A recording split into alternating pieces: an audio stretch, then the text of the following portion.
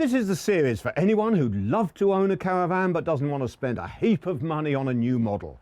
Have a look at pre-owned models. This one is an Avondale Argente or Argente 550 4-berth.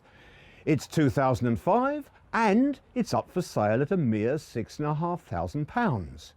How's it going to differ though from one of the latest types?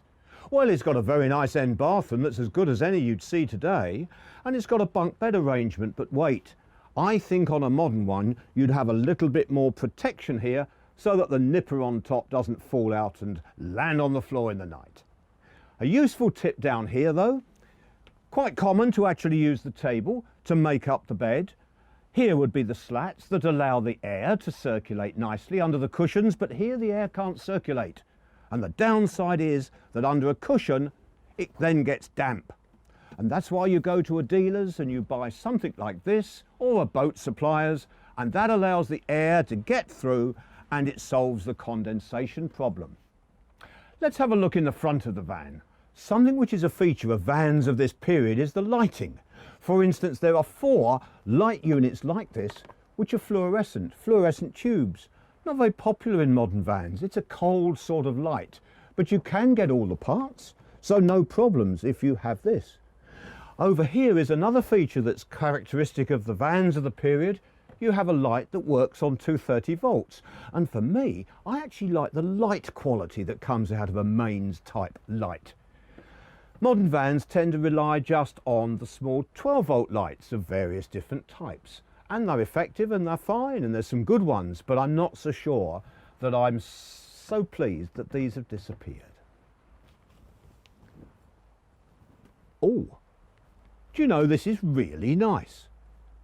There's something here that I've never seen in a modern van, if ever, because unfortunately the seat backs and the seat are normally like that, and humans don't sit like that and they need a cushion. Look, this one, they've actually made a slope on the seat back, and that wedge shape is the secret to the success that I'm enjoying. I don't like the carpet because it's fixed. If you've got muddy boots, muddy paws on a dog, you can't take it out to clean. You do get take-out carpets in the latest vans. Underneath where I'm sitting is the heart of the supply system for fresh water. Whereas most caravans have a little submersible pump that you drop into the water container, this one has what's called an inboard pump. It's a diaphragm pump. It's got wonderful output. It's terrific, except you must make sure that you can reach the filter and change it.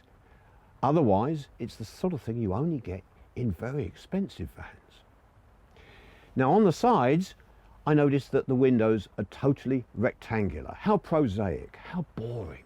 Rectangular. On modern vans, they're diamond shaped, they're heart shaped, they're all very jolly, except, unfortunately, when one gets damaged, rectangular ones are so much easier to buy.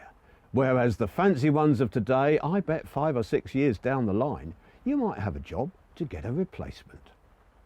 In the kitchen, the fridge is a conventional model you can get today. There are only 3 things that are different here, and one would be the fact that there are 2 outlets in the sink, and that's a plus point. You've got 4 gas burners on the hob. Normally in a recent van you would have 3 gas burners and an electric mains hot plate. Oh, there's one other thing that's missing. Doesn't matter which cupboard you go in, you ain't gonna find a microwave oven. Not in this van. Is that really a problem? So it's an Avondale. It's 2005 and I think it's in incredibly good condition.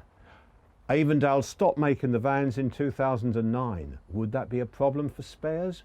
Not really, because all these appliances we've looked at are still in manufacture, so frankly, that's not an issue.